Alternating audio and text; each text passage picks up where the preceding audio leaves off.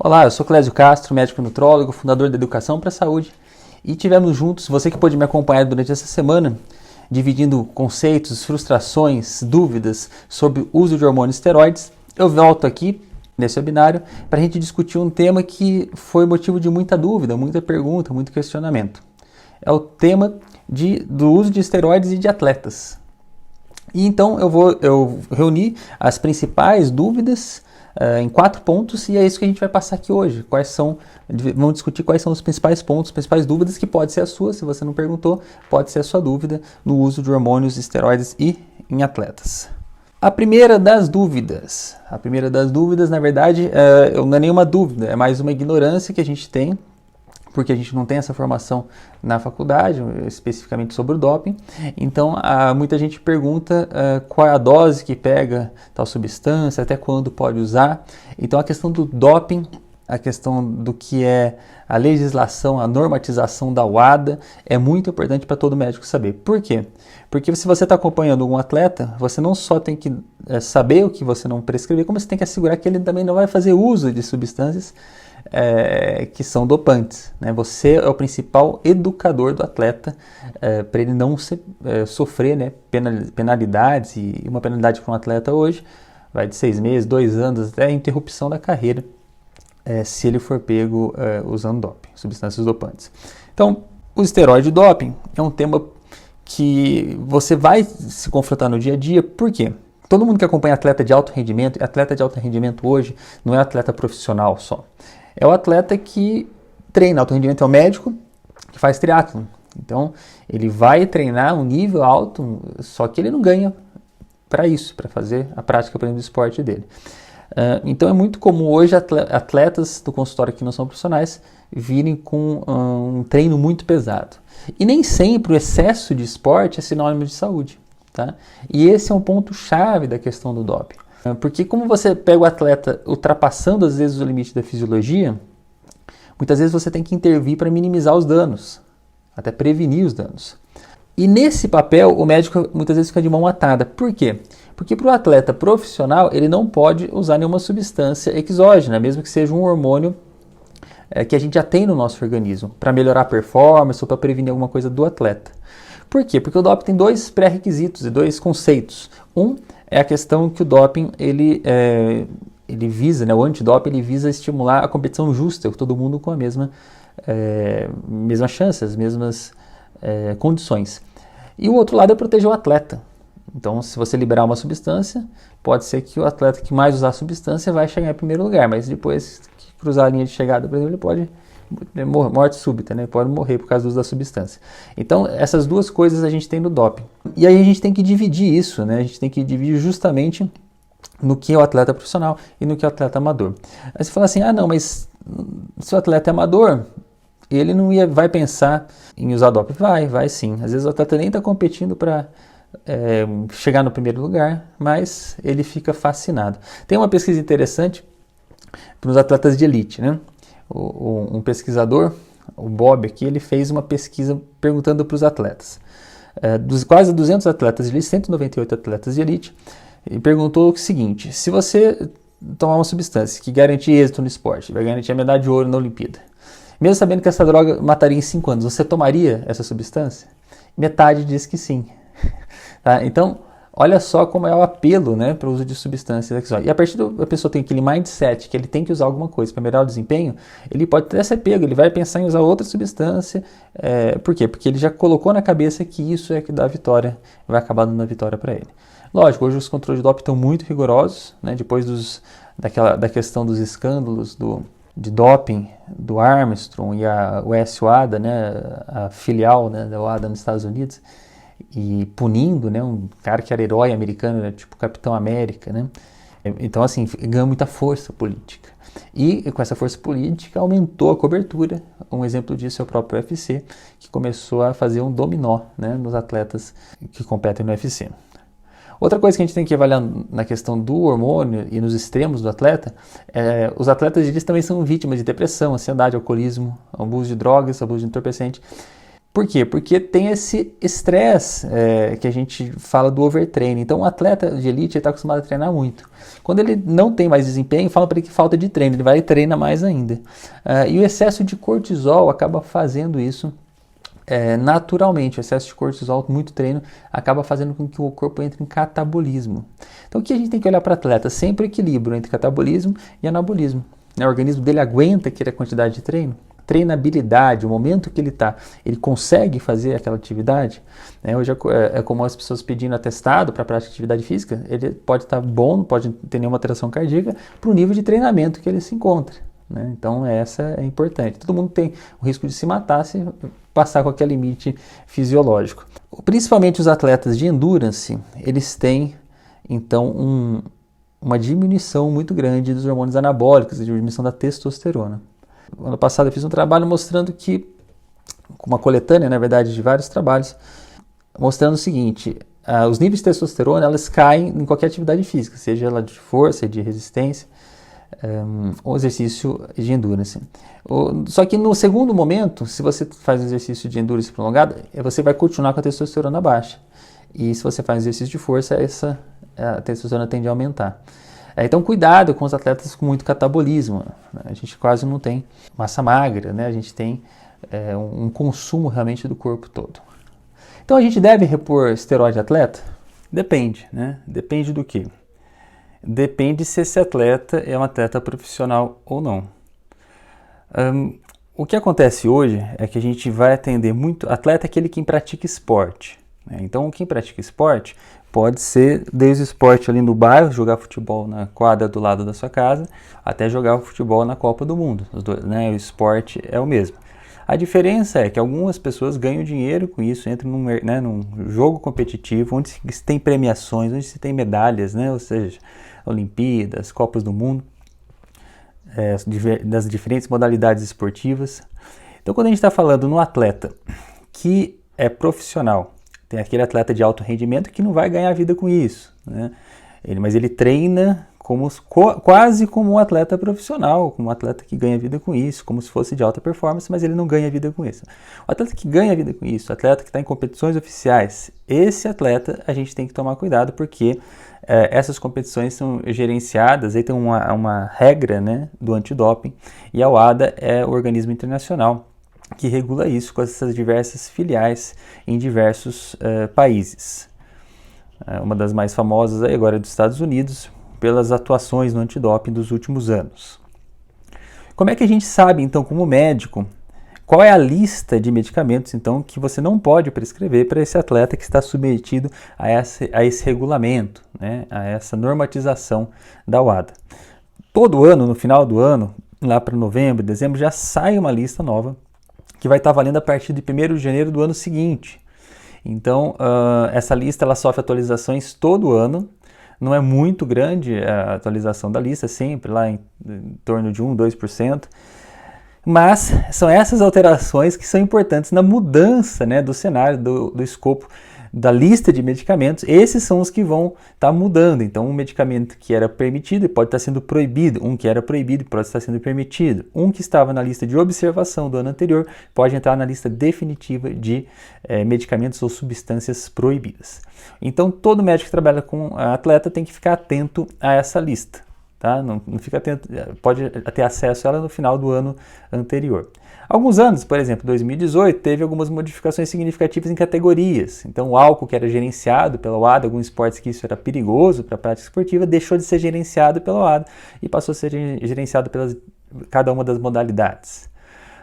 Uma coisa que sempre tem alteração é a lista dos esteroides. Por quê? Cada dia se a gente tem mais, em 2018, por exemplo, a gente teve aqui uma alteração do DHT. O DHT, que tinha nome de dihidrotestosterona na lista da WADA, passa a ter o nome de androstanolona. Então, é uma modificação do nome de uma droga, de um esteroide endógeno do nosso organismo.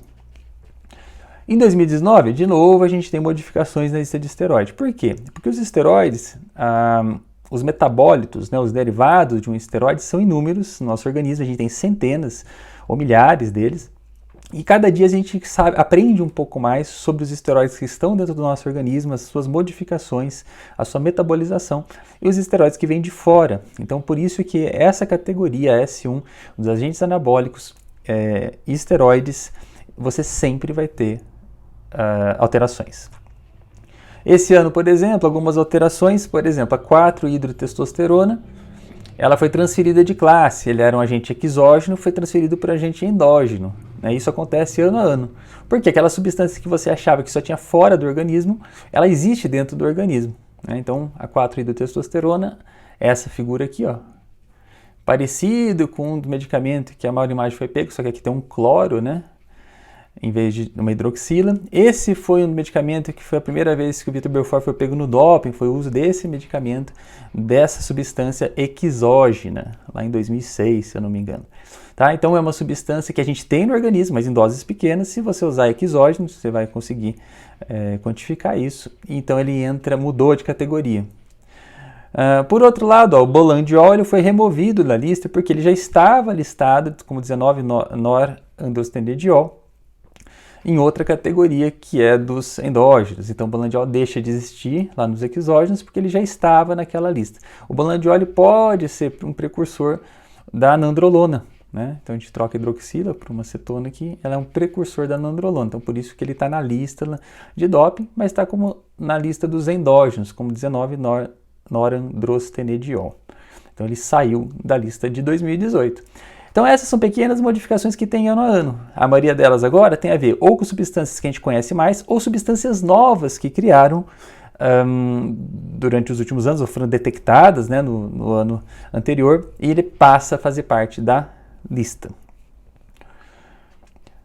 Esse ano também, para ficar muito claro, a WADA modificou a categoria dizendo esteroides anabólicos endógenos, metabólitos e isômeros, quando administrados de forma exógena. Então, qualquer isômero, qualquer metabólito, ou seja, qualquer coisa derivada do que está na lista, ou precursor ou metabólito, ou você está destruindo, você vai levar aquela substância, também está proibida. Tá? Então, mesmo que não esteja listado, está proibida. Outras coisas que a WADA fez nesse último ano, 2019, listaram os principais esteroides que existem nos suplementos esportivos e eles são proibidos. Então, listou-se nome a nome esses esteroides. Bom, conhecendo então as categorias, a gente tem substâncias proibidas sempre na WADA, e essas substâncias, uma das categorias, S1, dentro dos agentes anabólicos, a gente tem os esteroides.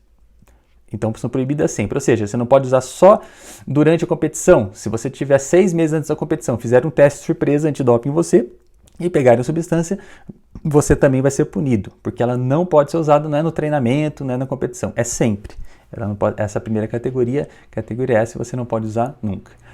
E essas substâncias anabólicas e esteroides, elas são derivadas dessa parte aqui do mapa da esteroidogênese, ou seja, são os hormônios esteroides que vão provocar anabolismo. Então esses são os proibidos.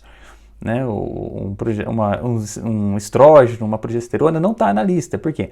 Eles não vão causar vantagem competitiva. Então esses daqui são a classe dos endógenos, os metabólitos todos desses daqui, e os esteroides exógenos, anabolizantes, têm a figura parecida com esses daqui para causar anabolismo. Claro, mas e se a gente usar uma substância que não está dentro da lista da WADA? Bom, a primeira categoria S0, qualquer substância não conhecida que dê vantagem você não pode usar. Então a WADA já prevê isso. Mas hoje, se você consegue comprar um teste caseiro pela internet e dosar os mais diversos esteroides existentes em produção ou já produzidos, por que você acha que a WADA, com um orçamento de milhões, bilhões, não vai conseguir, através de testes altamente específicos, onde você vai procurar as características físico-químicas daquela substância, como se fosse a digital daquela substância, ela não vai conseguir detectar? Lógico que vai. Então é muita pretensão, um médico prescrever um medicamento, um paciente usar um medicamento, uma droga, que está na lista da WADA e não ser pego. Tá? É praticamente impossível hoje acontecer isso.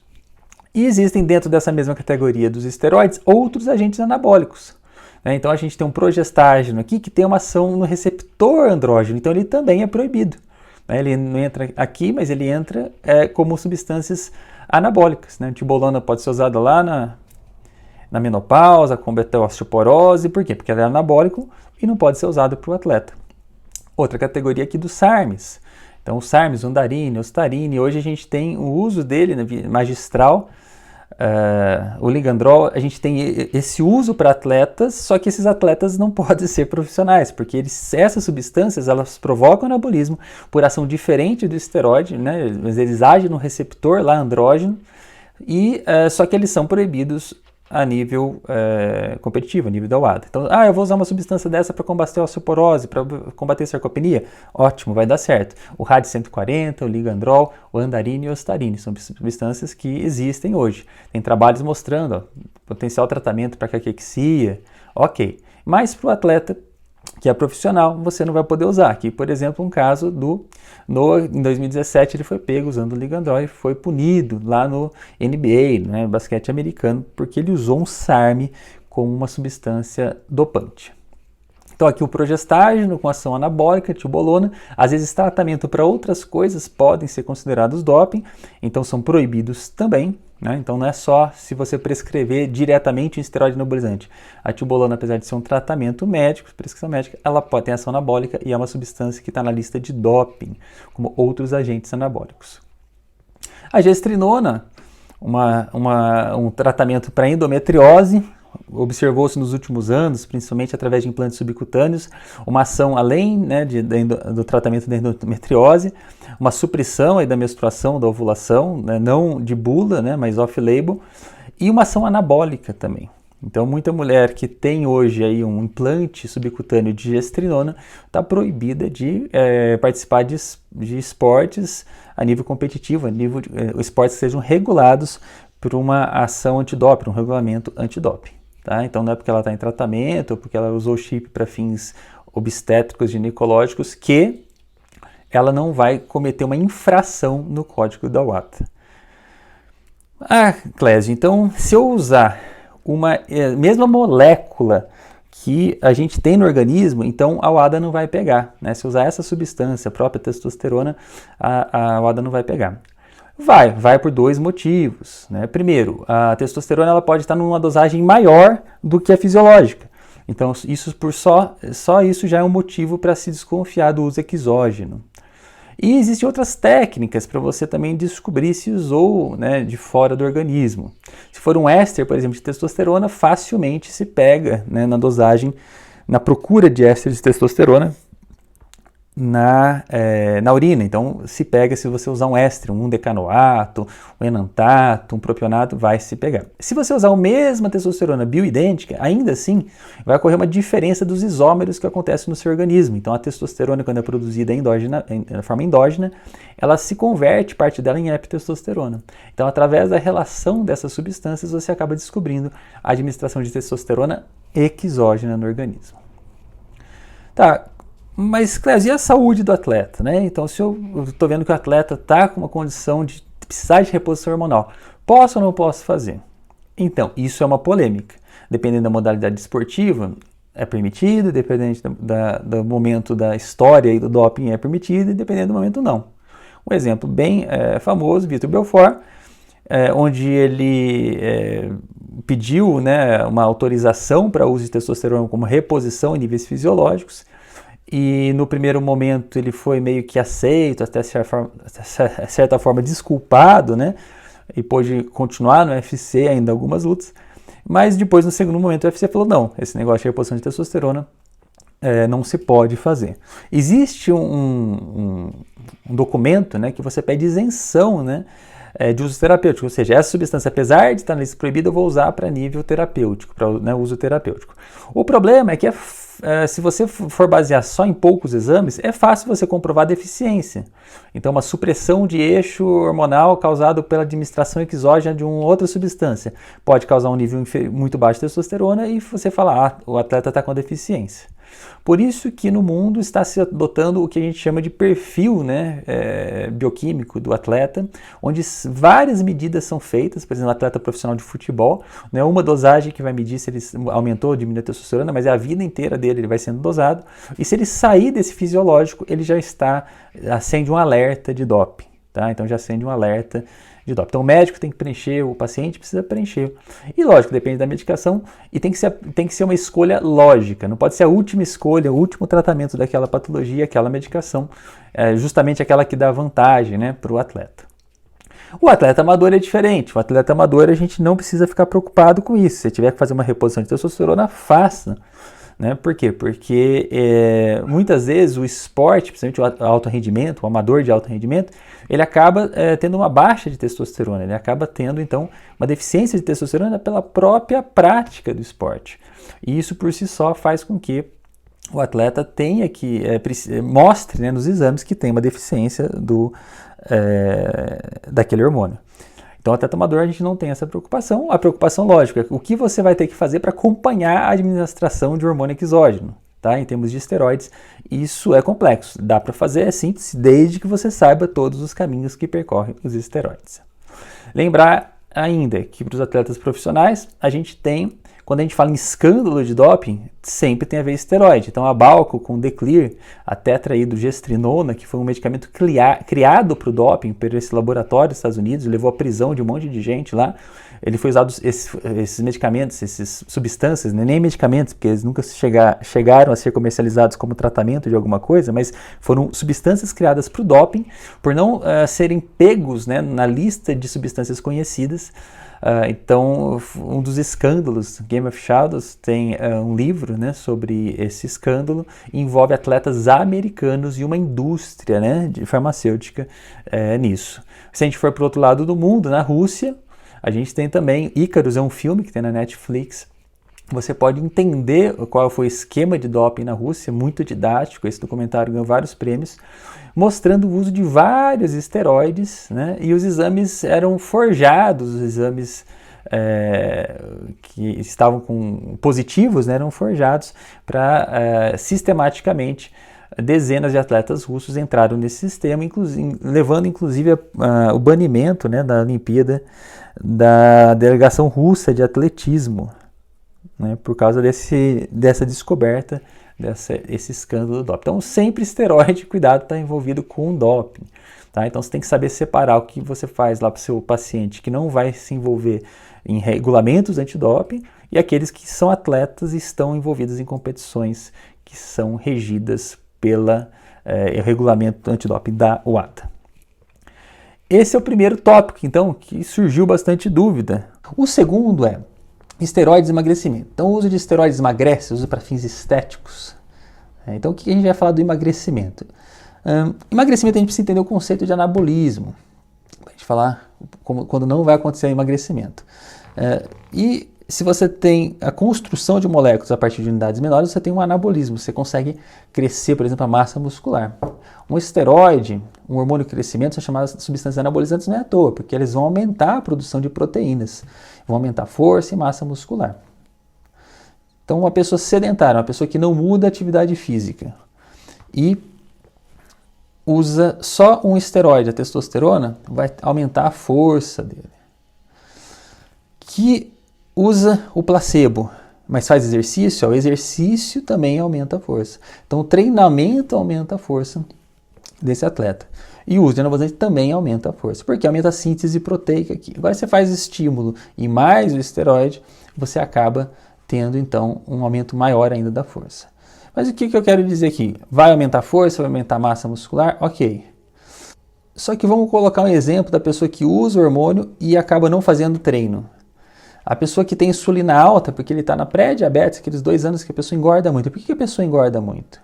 É porque a gente tem resistência à insulina, então a glicose não consegue entrar na célula e você acaba precisando de mais insulina para entrar uma quantidade de glicose na célula. Né? Ocorre um monte de alterações da bioquímica da célula, onde o processo, interleucina, fator de necrose tumoral, outras substâncias acabam bagunçando, né, esse meio da célula e a insulina acaba não tendo força para abrir os GLUT4. Então, só para ter esse exemplo, quando a gente tem um paciente com diabetes, a gente pode ter certeza que antes dele ter o diagnóstico, 2 anos antes, ele vai aumentando muito o peso dele, mesmo sem fazer atividade física. Mas por que então que ele aumenta o peso? Porque ele tem uma substância anabolizante, a insulina. Né? Tem gente que é muito perigoso na insulina para fisiculturistas. Eu já vi, a gente tem histórias de casos de morte, porque aí esquece de hipoglicemia e tudo mais. É uma substância que não aconselho, né, usar só para esse fim. A gente já produz insulina, né? A gente já tem como estimular a produção de insulina. Mas, eu quero dizer, a insulina é uma substância anabólica, tá? Então, se você usar um esteroide, que é uma substância anabólica, obrigatoriamente não emagrece. Nossa, mas eu ouvi o Dr. Clésio falar que emagrece, né? Então, vamos entender o porquê. Bom, o hormônio anabólico também aumenta o apetite. Se a pessoa tem mais síntese proteica, ela tem vontade de comer. Lembra que o vozinho tem vontade de comer carne, tem vontade de comer uma sopinha, porque ele não tem massa muscular, não está com o anabolismo certo. Então ele não tem vontade de comer. E é esse que a gente tem que trabalhar mais para ele comer. Então, mais um motivo que só o hormônio por si só, ele vai aumentar também o apetite. E fora que alguns hormônios, eles retêm muito líquido, né? Alguns tipos de esteroides anabolizantes, eles retêm mais líquido. Né? A nandrolona, por exemplo, retém mais líquido que a testosterona. Então você também tem aumento de peso pela retenção hídrica. A dieta é a maior parte do resultado quando a gente está pensando em perder peso. Então, esse é o cuidado maior que a gente tem que ter.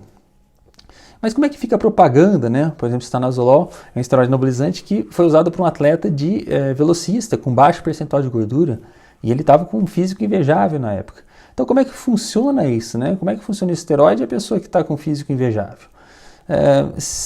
Ele pode ajudar se você tiver a dieta adequada. Então, a dieta hipocalórica faz com que aumente a síntese proteica, mas ao mesmo tempo não se aumente a fome, não se coma mais. Tem que ter treinamento e aí o corpo consegue consumir o estoque de gordura. Então, aí o treino adequado, ir na academia não significa treinar adequado.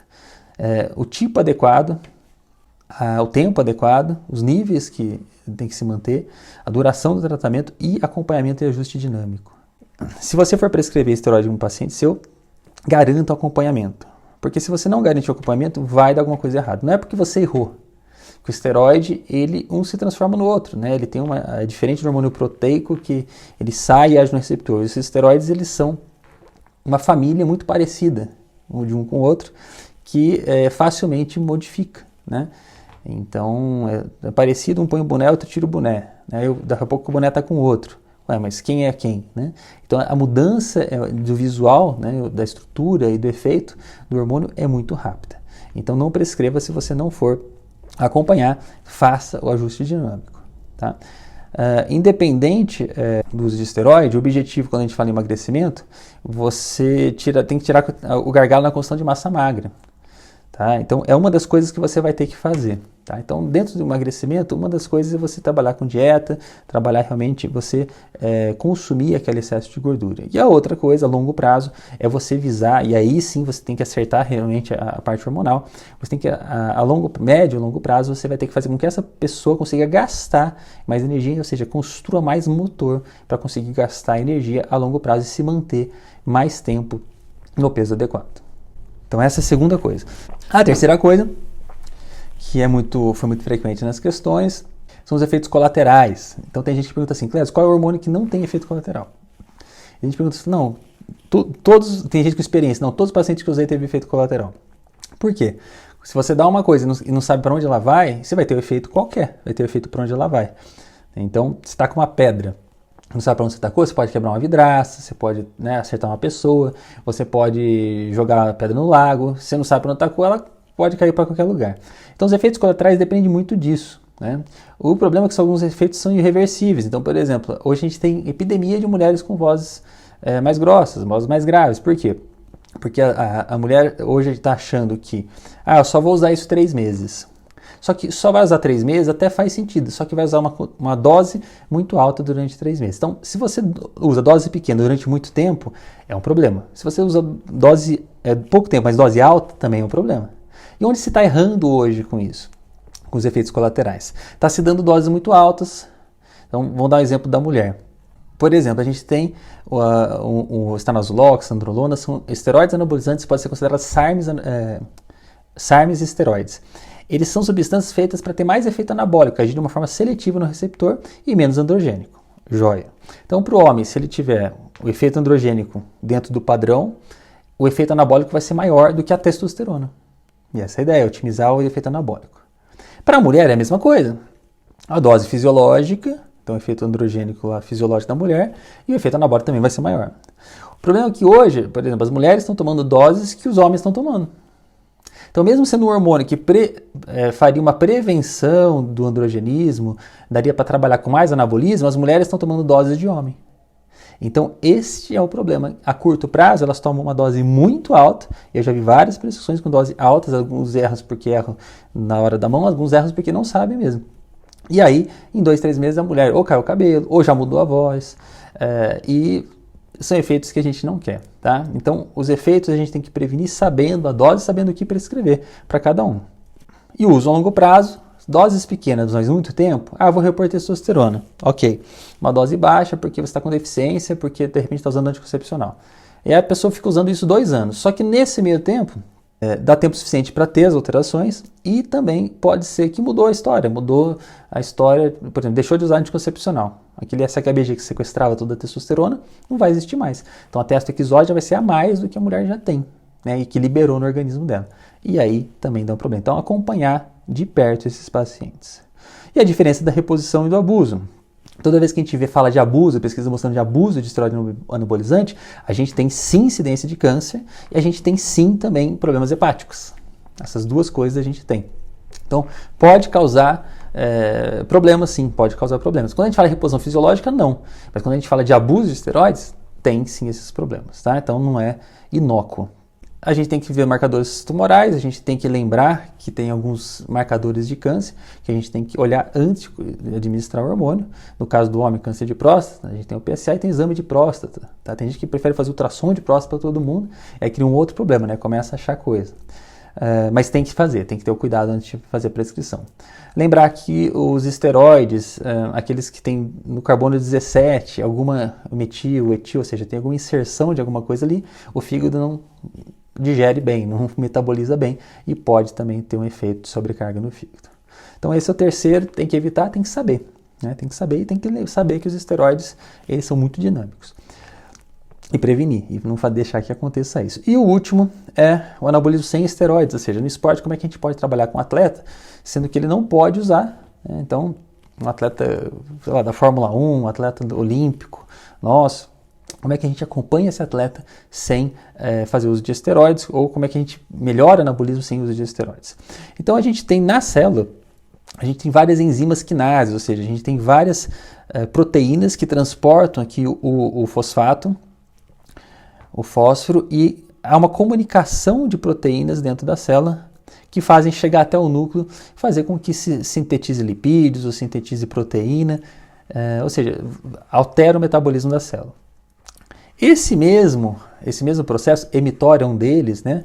Uma mammalian target alfa-rapamicina, ou seja, é uma enzima quinase que faz o estímulo da síntese proteica. Ela pode ser estimulada pela insulina, que é um hormônio anabólico, pode ser estimulada por um aminoácido, a leucina, pode ser estimulada por um aminoácido de cadeia ramificada, não só a leucina, como a isoleucina, a valina, ou os metabólitos desses. Ou seja, várias coisas podem estimular isso daqui. Além disso, a gente tem que ter a quantidade de macronutrientes certa. Então não é só o estímulo que a gente tem que fazer, só dar um hormônio, né? Ou só dar um agente ergogênico não hormonal, um suplemento. A gente tem que saber qual que é a meta. No paciente da UTI a gente não vê meta calórica e proteica, para o atleta é a mesma coisa. Né? A gente tem que trabalhar com as duas coisas. Deu a proteína adequada, mas não está dando essas calorias, você vai gastar energeticamente aquela proteína e vai consumir massa muscular. E o nutrient time, muito importante, não é só durante o dia consuma tantas calorias, é a hora que você vai consumir. Exatamente após o treino, 1 hora após o treino, 2 horas após o treino, no pré-treino, durante o treino. Então, isso a gente precisa entender. Então, há uma relação muito íntima da parte hormonal com a parte da nutrologia no atleta, que você não tem como você separar. Os micronutrientes, se você não consegue produzir energia, se não tiver o magnésio, um cofator, o complexo B, para a glicose lá entrar na célula, o ácido pirúvico entrar na célula, para ocorrer o ciclo de Krebs, para os receptores de hidrogênio, AB2, AB3, ou seja, tem que olhar, fazer um checklist de todos os micronutrientes. E o estresse oxidativo, a gente não pode esquecer também. O estresse oxidativo muitas vezes é perda de rendimento para o atleta.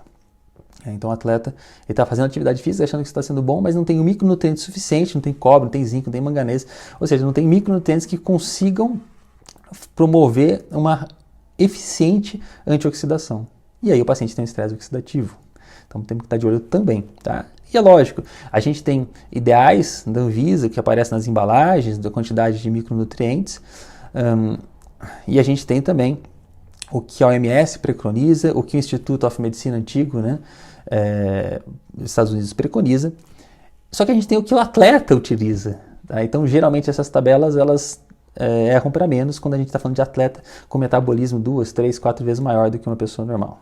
Pensando na questão de usar substâncias ergogênicas que não estão na lista do doping, a gente tem fitoterápicos. E os fitoterápicos a gente tem alguns exemplos aqui, a maca peruana, a laxusterona, são todas substâncias extraídas de plantas, e essas substâncias elas têm uma figura de esteroide muitas vezes parecida, ou estimula a produção de esteroide no nosso organismo, como o tríbulo terrestre, e lógico, aumenta a força, aumenta a parte, melhora a parte de disfunção sexual, ou seja, são fitoterápicos, são produtos onde a gente tem, às vezes, dezenas, centenas ou milhares de produtos ali dentro, ou seja, são plantas, onde a gente tira o extrato, e no meio disso tudo, algo acaba causando anabolismo. Isso está na lista do doping? Não está. Não está por enquanto. Pode ser que daqui 1 ano, 5 anos, alguma dessas substâncias entre na lista de doping. Enquanto não está, as pessoas usam. Outro cuidado que tem que ter, lógico, de onde vem essa substância. Muitas vezes tem uma substância que é vendida como um fitoterápico X, mas tem dentro uma contaminação de esteroides, por exemplo, feito pela indústria. Tá? Mas dá para a gente escolher fitoterápicos para uso como atividade ergogênica. E lembrar que, independente da prescrição de fitoterápicos, de esteroides, de reposição hormonal, de esteroides anabolizantes, substâncias anabólicas, para todo paciente, seja ele atleta ou não, a gente tem que pensar nos pilares da vida saudável. Às vezes o paciente chega para você com uma lista de substâncias que ele quer tomar porque ele quer ter maior performance na atividade física, no esporte que ele pratica. Acolhe o que o paciente quer, porque é importante aquilo que o paciente te traz, mas lembre-se que às vezes o gargalo dele não está aqui, não está aqui, às vezes o gargalo dele está no sono, no controle de estresse, às vezes o paciente tem que treinar menos para sair do overtraining. Então sempre olhar para o paciente de forma individualizada.